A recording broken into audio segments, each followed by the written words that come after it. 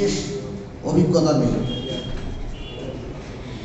যে জিনিসটা বলতে চাই যে গণতন্ত্রের যে তিনটি স্তম্ভ আছে, এখন যুক্ত হচ্ছে সাংবাদিকতা, চারটি স্তম্ভের একটা স্তম্ভে আমি সেই পেরিফেরির মধ্যে আমার কাজ।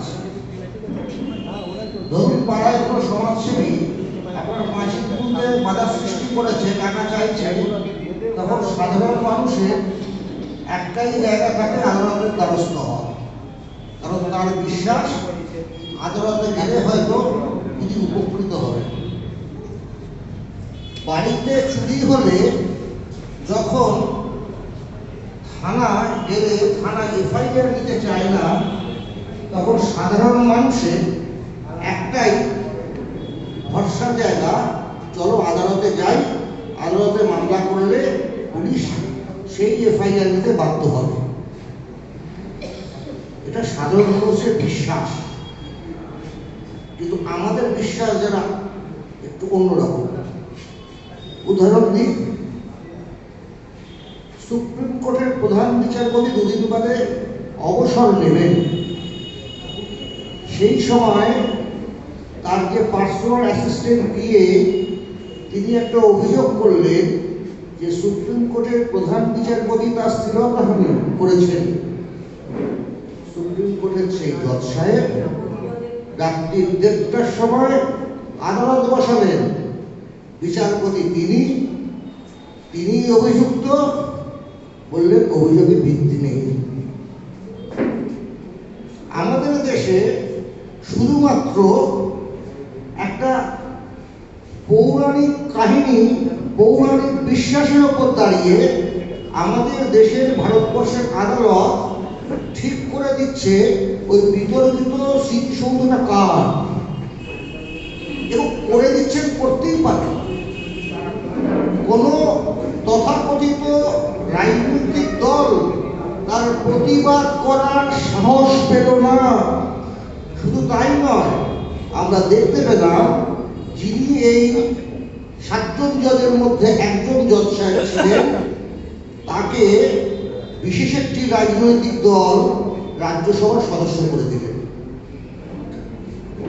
বিশ্বাস যাচ্ছে আদালতের উপর। কেউ একজন বলেছিলেন, প্রভাবশালী, অবশ্যই আইনের স্নাতক, প্রভাবশালী, যে টাকা দিয়ে আদালতে বিচার হয়। যতদূর সম্ভব আমি জানি বিচারপতিদের ক্ষমতা ছিল সোমটো হাইকোর্টে তার বিরুদ্ধে শাস্তিমূলক ব্যবস্থা নেওয়া। আমি প্রভাবশালী নয়, আমি এ কথা তো বলতে পারবো না, বিশ্বাসও করি না, বিশ্বাস করলেও বলতে পারবো না, কারণ আমি প্রভাবশালী নয়। সুতরাং বরাবরই আইনটা হচ্ছে গিয়ে বিচারের বাড়ি নীরবে নির্বিঘ্নে কাজ। আজকে দাঁড়িয়ে সিবিআই, হাইকোর্ট সিবিআই কে মামলা দিল। কে তদন্ত করতে এলো? তদন্ত করতে এলো উন্নাও, হাসরাত, কাঠুরিয়া। সেইখানে প্রমাণ লোপাটের দায় যে অভিযুক্ত তদন্তকারী ব্যক্তি সীমা আহুজা, আজকে আমাদের অভয় দেশের মেয়ে, তিনি তদন্ত করছেন, তার মধ্যে একজন। সিবিআই খুব ভালো, সব থেকে ভালো সংস্থা সিবিআই। সেই সিবিআই, কোন সিবিআই? সারদায় লক্ষ লক্ষ কোটি কোটি টাকা তছরূপ হয়ে যায়, সেই সিবিআই 5-6 বছরে বিচার শুরু করতে পারে না। নতুন একটা অদ্ভুত জিনিস চালু হয়ে গেছে, পার্ট চার্জশিট। যতখানি পেয়েছে দিদি নাম চার্জশিট, আবার করে চার্জশিট। বিচার আর সারদায় কেউ পায় না। সুতরাং এই যে ডাক্তারবাবু বলে গেলেন না, আমার যার সময় বলছিলেন পিটি ইত্যাদি, তার কাছে করবেন, দ্বিধাহীন হোক। মানুষকে এগিয়ে যেতে হবে। আর আরেকটা কথা আপনাদের বলে দিই, এই যে বিচার চাইছেন না, আমরা এতজন জড়ো হয়েছি, আমরাও বিচার চাইছি। অভয়া মামলায় 50 জন সাক্ষীর সাক্ষ্য গ্রহণ হয়ে গেছে সেই আদালতে। সেই সাক্ষ্য গ্রহণের ওপরে আসামিদের জিজ্ঞাসা করা হয় তোমার এই সাক্ষ্য তোমার বিরুদ্ধে আছে, তোমার বক্তব্য কি? আইনের ভাষায় 313 CRPC, সেটাও শেষ হয়ে গেছে। এরপরে আর্গুমেন্ট বাকি। 2 তারিখে, নতুন বছরের 2 তারিখে আর্গুমেন্টের ডেট। খুব সম্ভবত জানুয়ারি মাসে জাজমেন্ট দিয়ে দেবেন, বিচার সবাই পেয়ে যাবেন। আরো এখানে শেষ নয়, সিবিআই বলেছে যে সিবিআই সব বড় বড় সংস্থা, তদন্তকারী সংস্থা, সেই তদন্তকারী সংস্থার রিপোর্ট এসছে একজন মানুষের পক্ষে সম্ভব কি ইনজুরি আছে আমার পক্ষে যারা সম্ভব না, আমি সে মামলা করি না, দেখিও নি তার কি। কিন্তু এইটুকুনি জানি সিবিআই এই রিপোর্টও দিয়েছে যে একজন মানুষের পক্ষে ওই ইনজুরিগুলো ঘটানো সম্ভব। পেয়ে যাবেন, এখন যেটা পাওয়া যাচ্ছে না, জানুয়ারি মাসে শেষে পেয়ে যাবেন। মানুষ বিচার পেয়ে গেল, চলো ফের কত।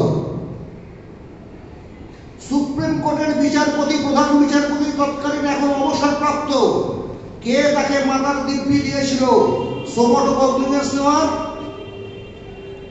কাকে বাঁচাচ্ছ? ইয়ার্কি মারছ?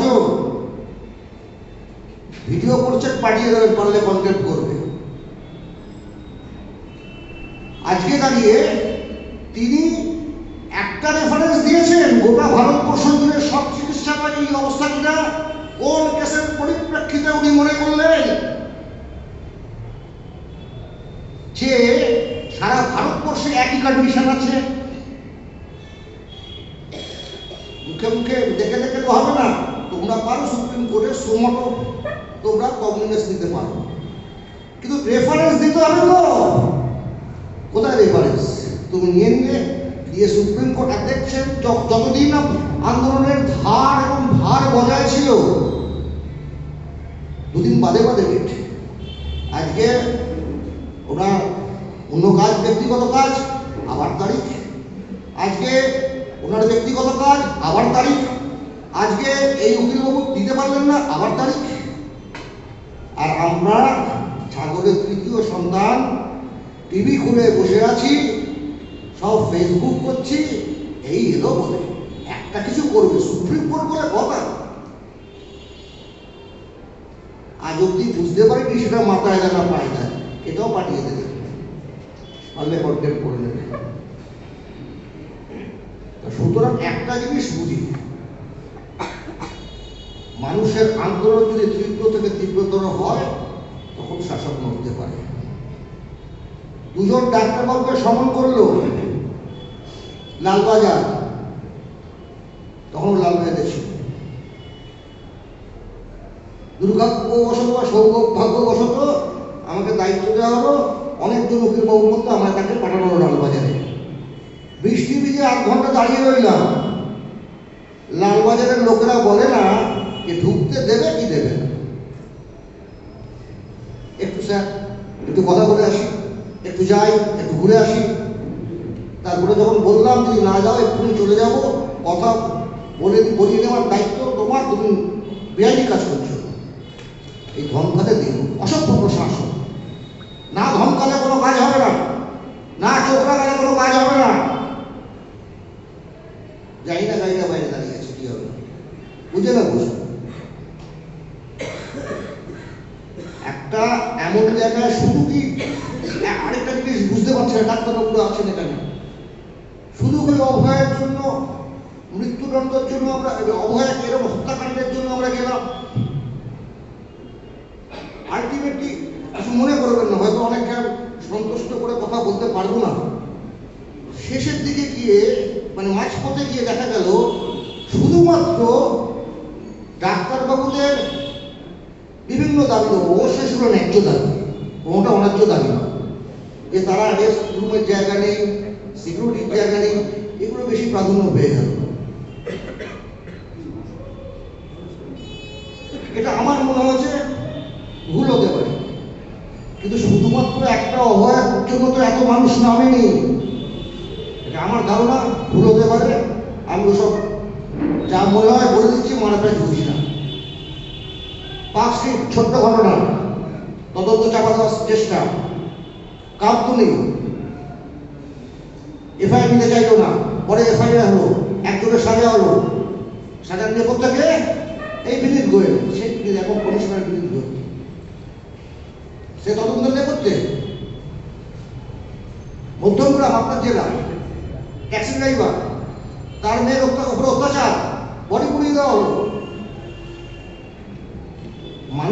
মানুষ ক্ষোভে ফুটছিলেন।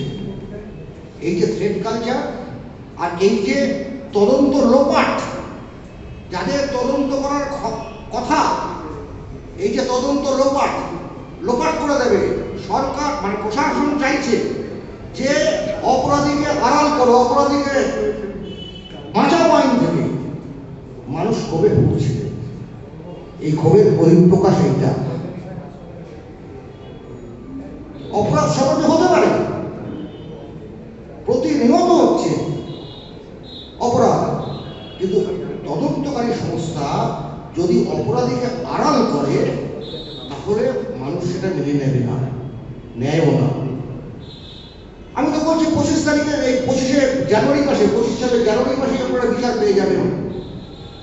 বাড়িতে গিয়ে নিশ্চিন্ত হয়ে বসে থাকতে পারবেন তো? বিচার পেলাম তো, কাগজে কলম তো পেয়ে গেলেন, বিচার পেলাম তো। সুতরাং আদালতের ওপর থেকে মানুষের বিশ্বাস চলে যাচ্ছে, যেটা শেষ মানুষের আশা ভরসার স্থল ছিল, সেটাও বিশ্বাসযোগ্যতা হারিয়ে ফেলছে। বিপজ্জনক। আর বিশ্বাসযোগ্যতা হারিয়ে ফেলার জন্য আর কেউই দায়ী নয়, জুডিশিয়ারি দায়ী। সুতরাং মুভমেন্ট করতে হবে, রাস্তায় থাকতে হবে। শহরের মানুষরা, শহরের বা শহরের মানুষরা, আমরা গ্রামগঞ্জে আন্দোলন ছড়িয়ে পড়েছে আমার, সবাইকে একজোট হতে হবে।